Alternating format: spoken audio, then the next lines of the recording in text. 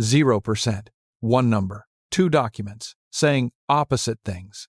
She held her grandmother's tribal enrollment card in her left hand.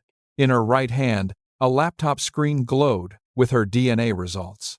The card was real. The government had issued it. A sovereign nation had signed it. The screen said 0. Both were telling the truth. Her name is Caden Mills. She grew up in a small house in Oklahoma. Her grandmother, Dorothy, kept her enrollment card in a cedar box on the kitchen shelf. Caden knew that box the way she knew the smell of fry bread on Sunday mornings. She knew it the way she knew the weight of her grandmother's hand on her shoulder. The box was not a relic. It was proof of something living. It proved her grandmother belonged to a sovereign nation, legally, formally, on paper. It proved that belonging was real, documented, and older than Caden herself. When Caden was 31, she ordered a DNA test, mostly out of curiosity. She expected something small, maybe 10%, maybe 5%. She expected the test to whisper back what the cedar box had always said out loud. It did not. The results loaded on a Tuesday evening in the fall of 2023. She sat at her kitchen table, the same kind of table her grandmother had used. The screen listed percentages: European, Sub-Saharan African, East Asian, Indigenous American, 0%. She told an interviewer later, "I just sat there. I didn't cry right away. I thought maybe I'd clicked on the wrong thing. I kept refreshing the page. The page did not change."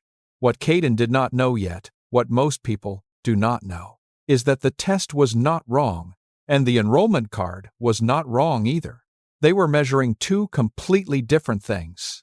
One was measuring molecules, the other was measuring history.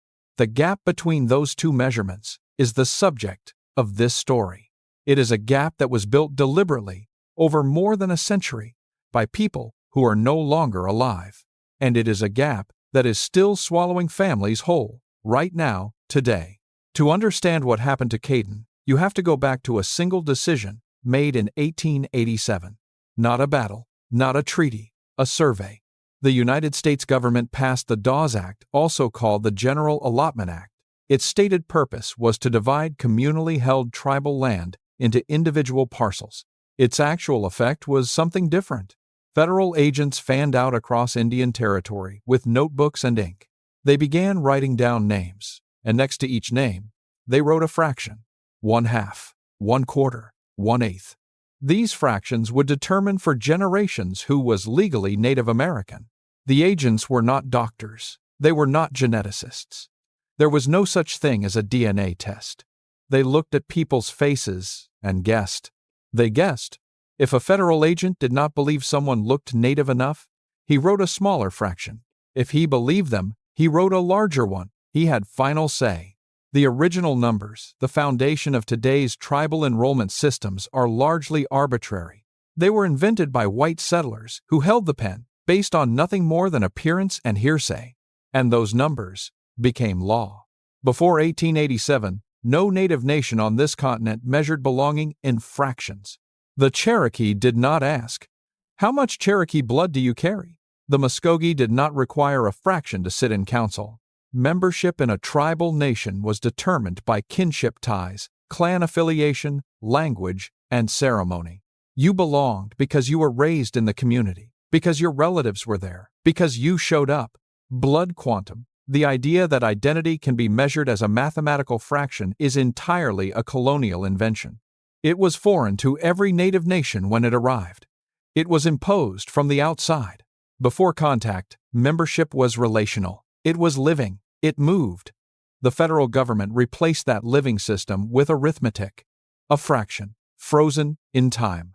The Dawes Commission began formal enrollment in 1898 with the 5 tribes. Those were the Cherokee, Chickasaw, Choctaw, Muskogee, and Seminole nations. More than 250,000 people applied to be enrolled. The commission accepted just over 100,000.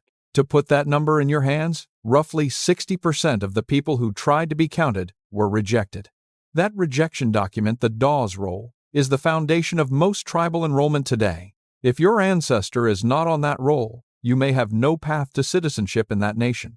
Regardless of what your family remembers, regardless of what your grandmother's cedar box holds. And some families are not on the roll, for a reason that is harder to absorb. Some families refused to sign. On purpose. They refused because they believed correctly that no government agent had the right to measure their belonging. They refused as an act of protest, of sovereignty, of dignity, and that refusal cost their descendants everything. Imagine the moment, 1898, a family in Indian Territory, a federal agent at the door with a notebook. The smell of dust and late summer heat. He wants a signature. He wants to write a fraction next to your name. Your family has lived on this land since before the agent's country existed. You know who you are. Your children know who they are. And you say, no, you do not have the right to measure us in pieces. The agent leaves. The family keeps their dignity.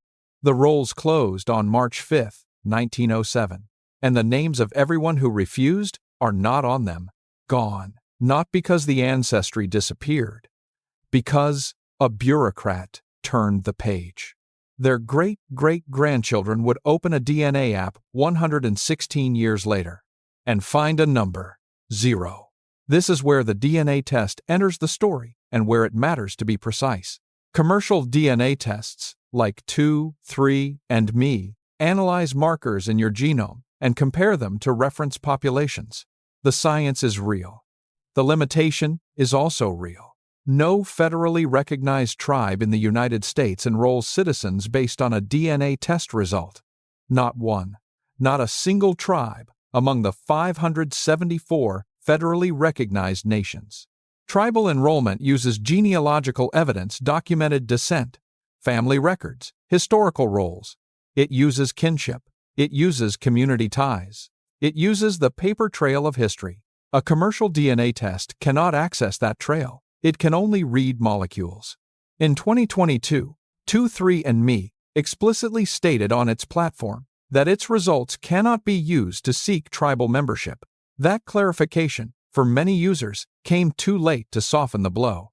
But what the DNA test cannot see, that part, is where this story gets harder to look away from.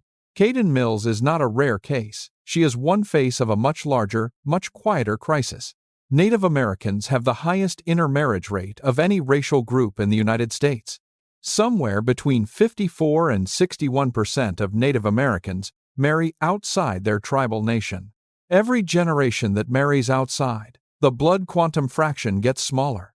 And in nations that require 1/4 Native blood for enrollment, the math runs out fast.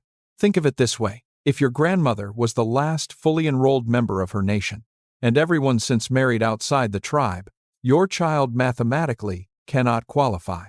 Citizenship evaporates in 3 generations. Not because the family left, because the fraction expired. Blood quantum is like a passport the government designed to run out. Every generation, the document gets harder to renew, until eventually your children are citizens of nowhere holding a family story with no card to prove it. The passport expires, the story does not. Caden's grandmother Dorothy had the card. Dorothy's children had fractional cards. Caden's mother did not have enough fraction to qualify for her own enrollment. And Caden, born of that diminishing arithmetic, had none on paper at all. 3 generations, 1 family, the same kitchen table, completely different legal realities. Caden described it in an interview as inheriting a house you're not allowed to live in. You can see it through the window. You can describe every room. You grew up hearing about it. Your grandmother lived there her whole life, but the deed is not in your name. And there is no process to add it. The stakes of that exclusion are not symbolic. They are material. They are immediate. Tribal enrollment determines access to health care, to housing assistance, to education funding, to the treaty-guaranteed rights that Native nations fought for and never surrendered. An unenrolled person with deep Native roots and a family story going back generations. That person cannot access the Indian Health Service, cannot receive tribal housing support, cannot vote in tribal elections, cannot pass enrollment status to their own children.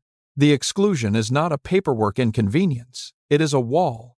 And sometimes, siblings stand on different sides of that wall. It is not uncommon for Native families today to have children who are enrolled and children who are not.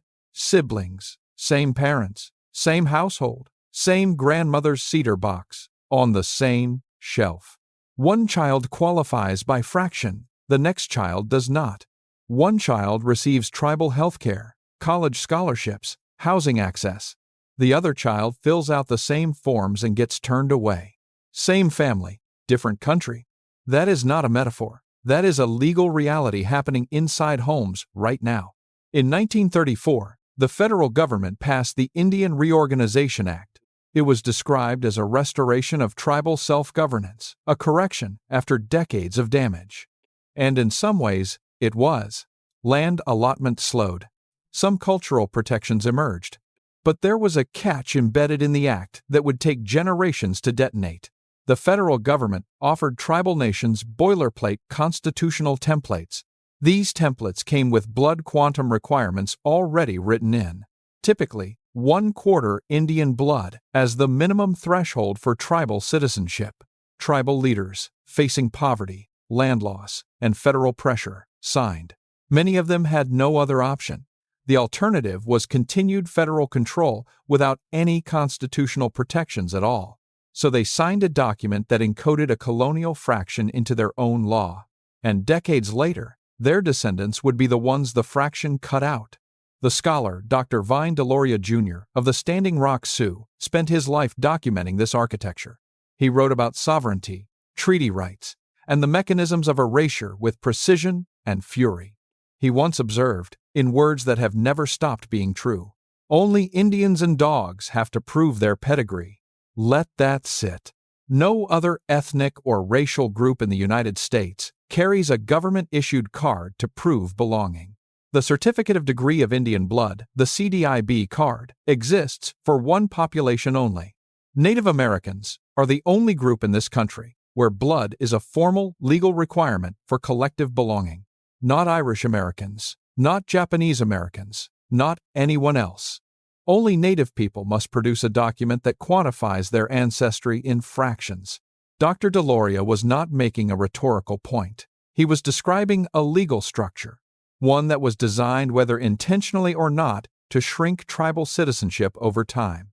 Kim Tallbear, an enrolled member of the Sisseton-Wahpeton Oyate of South Dakota, spent 10 years researching what DNA testing means for Native identity before publishing her findings in 2013. Her conclusion was direct: tribal membership is a legal and political category, not a biological one. DNA results, she argued, pull a person into a web of family relations, reservation histories, tribal rules, and government regulations. A percentage on a screen cannot navigate that web. It cannot speak to kinship. It cannot read a roll. Tallbear also raised a harder warning that DNA testing, marketed to people searching for Native roots, could undermine the sovereignty that Native nations had spent generations defending. Because sovereignty is not just cultural. It is legal. It is tied to land. And when non-Native people claim Native identity based on a DNA percentage, it creates political confusion about who constitutes a Native nation. That confusion is not innocent. It has been used before to erode treaty rights. And here is where the evidence gets harder to ignore, because the erasure did not stop in 1907. In 2004, the Pechanga Band of Luiseno Indians in California made a decision. The tribal council voted to disenroll approximately 210 members. That was roughly 25% of the entire tribal membership, gone overnight. Among those disenrolled were 76 children. Some of those children were 6 years old. They did not vote. They did not choose. They were too young to understand what was being taken. One of those children was a girl named Summer Paila Herrera Jones. She grew up inside the tribe. She knew the language. She knew the ceremonies. She knew the land the way you know a place you have always called home. And then, one day, a woman at the tribal clinic looked at her mother and said, "You're not welcome here. You don't get services here." 6 words, a door closing on a child's entire world. Summer Jones grew up. She became an adult with her own appointments, her own doctors, her own forms to fill out. She told an interviewer that she experiences significant anxiety around making basic healthcare appointments, not because she fears illness, because the first time she needed the clinic, the door closed in her face. The enrollment dispute ended years ago. The wound did not. The Pechanga disenrollment is not the only one, it is among the most documented. By 2020, an estimated 10,000 citizens had been actively disenrolled from 85 tribes over approximately 15 years. 10,000 people, the equivalent of erasing the entire population of a small American town from legal existence. By paperwork, and that number counts only formal disenrollment people who once had enrollment and lost it. It does not count the children who were never enrolled to begin with, the ones who came after the fractions ran out, the ones like Caden. Non-enrollment, the structural exclusion of mixed ancestry children who never qualify, is a far larger crisis. It is also nearly invisible, because there is no roll to track the names of people who were never on one. When a researcher wants to count disenrolled citizens, there are records to examine. When a journalist wants to document the excluded children, there is no list, there is no database. There is only a set of families who know their own story, and a nation that, officially, has never heard of them.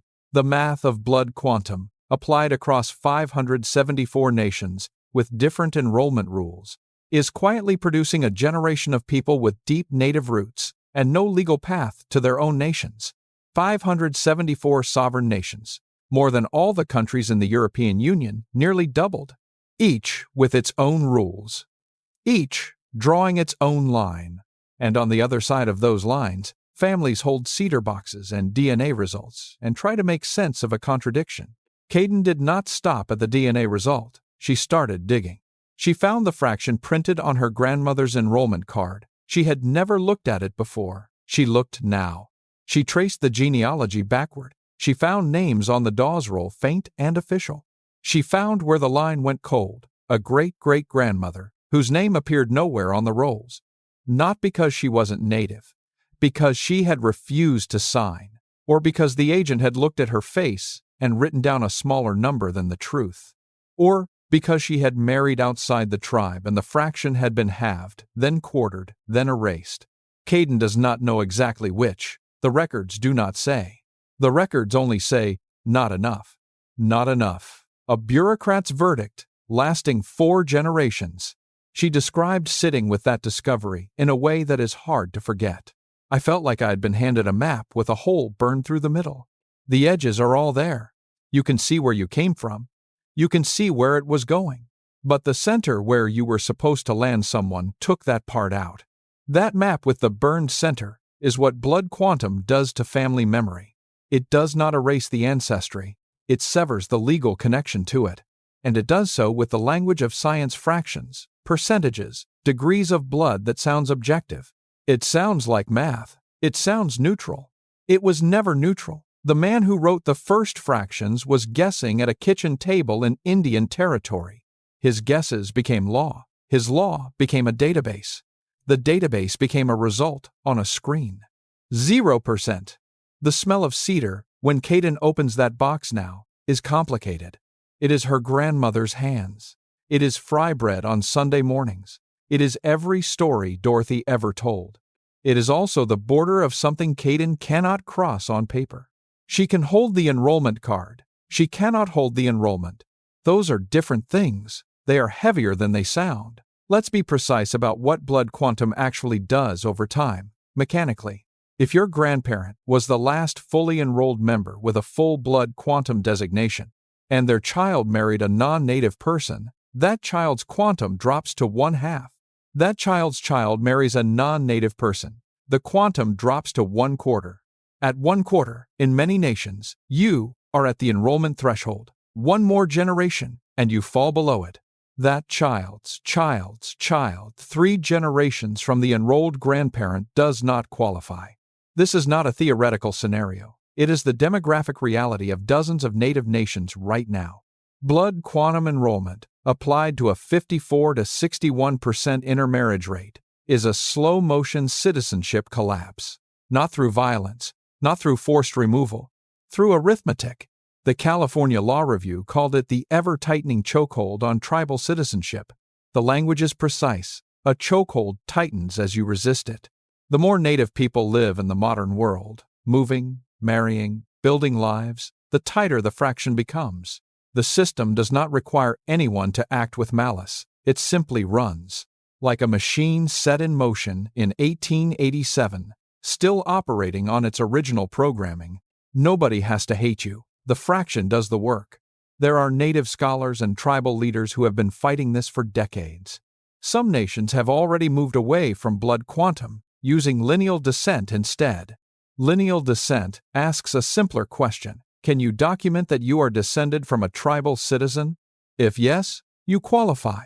No fraction required. The Cherokee Nation of Oklahoma uses lineal descent. So do several other nations. But across the 574 recognized tribes, the rules vary enormously. Some require 1/4 blood. Some require 1/8. Some have other criteria entirely. The debate over enrollment criteria is a live, active, sometimes painful conversation within tribal nations. It is not for outsiders to resolve. It is a sovereignty question, one that belongs to native nations themselves. But it is also a conversation happening under enormous pressure, with real families caught in the middle. Summer Jones, the child disenrolled at Pechanga at age 6, is an adult now. She knows the ceremonies. She knows the land. She maintains cultural ties that no enrollment office issued, and no enrollment office can revoke. The card did not give her the knowledge. The community did. The elders did. Her family did. And those things the language learned at a grandmother's knee, the ceremonies witnessed as a child, those things do not have a blood quantum threshold. They exist in the space that was there before 1887, and they exist there still. Kaden Mills keeps her grandmother's cedar box. She has not thrown it away. She has not stopped calling herself who she is. She has started learning about genealogical research that might, one day, document the connection more fully. She has started attending community gatherings quietly, without the card. She says she no longer refreshes the DNA results page. The test didn't know my grandmother, she said. It never met her. It doesn't know what she cooked on Sunday. It read my DNA, and it told me something true about my molecules. It didn't tell me anything true about my family. The molecules and the family are not the same thing. The grief of a 0% result is real. It should not be minimized. For millions of people who grew up with family stories, with photographs, with recipes and ceremonies, opening a DNA result and seeing 0 feels like an accusation. It feels like the technology is calling you a liar. It is not. The technology is measuring something narrower than you thought it was. And the system that produced the 0, that system, is not the algorithm. It is the 1887 notebook, the guessed fractions, the rolls that closed in 1907, the boilerplate constitutions of 1934, the disenrollment votes of 2004, a chain of bureaucratic decisions, each one building on the last, each one making the fraction smaller, each one making more families invisible. Dr. Deloria's words have not aged, they have sharpened. Only Indians and dogs have to prove their pedigree. He wrote that before DNA testing existed, before 23andMe was a company, before millions of people would sit at kitchen tables on Tuesday evenings refreshing a web page. But he understood the architecture of the demand. He understood that requiring proof of blood from one people and no other was not a neutral administrative practice. It was a statement about who was considered fully human enough to simply belong. The 574 federally recognized nations represent more sovereign governments than exist in the European Union. Each one is a nation. Each one has a history that predates the United States by centuries, by millennia. And each one is now asked to administer a citizenship system that was handed to them by the country that tried to erase them. That is the contradiction at the center of the cedar box. Tribal nations did not invent blood quantum. It was imposed on them. But in 1934, under pressure, many nations made it their own law. And now they must choose whether to dismantle it, which is a sovereign decision, while knowing that the federal government will scrutinize whatever they choose. There is no clean exit from a system designed to have no clean exit. The Dawes rolls closed over 116 years ago. The children of people who refused to sign are alive today. They are sitting at kitchen tables in Oklahoma and California and South Dakota. They are opening laptops, they are seeing zeros, and they are holding, in their other hand, whatever evidence of belonging their grandmothers thought to save. A photograph. A recipe, written in a language the algorithm cannot read. An oral history that the Dawes Commission never asked for and would not have recorded anyway. The DNA test is a remarkable piece of technology. It is also a remarkably limited one. It can read ancient population migrations encoded in your cells. It cannot read a family's refusal to be measured in fractions. It cannot read the protest of a great-great-grandmother who would not sign a federal agent's notebook. It cannot read what a grandmother kept on a kitchen shelf. Some things do not fit in a percentage. If you opened a DNA test and saw 0% Indigenous, this is what that number means. It means the test could not detect a statistically significant signal in the markers it analyzed. It does not mean your family story is false. It does not mean your grandmother lied. It does not mean you are not who you have always understood yourself to be. It means a commercial algorithm met the edge of a colonial data gap and reported what it found there. Nothing. Because nothing was left to find. Not because the ancestry was never there. Because a system spent 136 years making it disappear from every official record. The Cedar Box Project, a genealogical advocacy effort based in Oklahoma, helps families like Cadence. They dig through the Dawes records at the National Archives. They trace the names that didn't make the roll. They document the stories that the algorithm cannot see. They are not building legal cases for enrollment, in most instances. They are building something quieter and perhaps more durable. A record that says, we were here. You were not imagined. You were not erased. You were counted wrong. Kaden Mills keeps her grandmother's enrollment card in that box. She does not keep her DNA results anywhere. She deleted the app. Not because she is angry at the technology, but because the technology answered a question she had not actually asked. She had not asked, what percentage of my cells carry Indigenous markers? She had asked, am I connected to where I come from? Those are different questions. One has a number.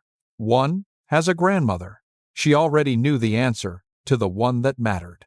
Millions of people will open DNA results this year searching for a connection to native ancestry. Some will find a small percentage. Some will find a large one. Many will find zero. And without knowing the story of the Dawes rolls, the blood quantum system, the boilerplate constitutions, they will believe the zero is the whole truth. It is not. It is the output of a measuring tool being asked to measure the wrong thing. Identity is not a molecule. Belonging is not a fraction. Both of those statements were true before 1887. They are still true now. Summer Paayala Herrera Jones, as an adult, was asked what she would say to the enrollment system if she could. She said, you can take the card. You can take the number. You can't take what I know. I know where the land is. I know the names of the people who are buried there. I know the songs. A fraction didn't teach me the songs. No fraction ever taught anyone a song. The system built in 1887 is running on paper, on databases, on the small screens of DNA testing apps. It produces zeros where there were people. And the people, the ones the zeros were supposed to erase, are here, knowing the songs, teaching their children. If this raised questions for you, the National Archives holds the Dawes records. They are public. The Native Governance Center has published a free guide on blood, quantum, and sovereignty linked below.